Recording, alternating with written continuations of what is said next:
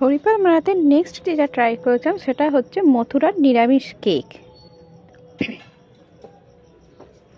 এটা হচ্ছে ময়দাটাকে প্রথমে ইস্ট দিয়ে ফুলিয়ে নিয়ে তাতে বিভিন্ন ধরনের ড্রাই ফ্রুটস দিয়ে ছাঁকা তেলে ভেজে নেওয়া হচ্ছিল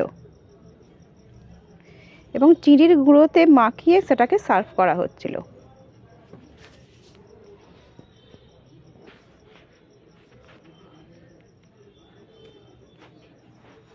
খেতে অনেকটাই কেকের মতোই লাগছিল, খারাপ নয়, ভালোই খেতে।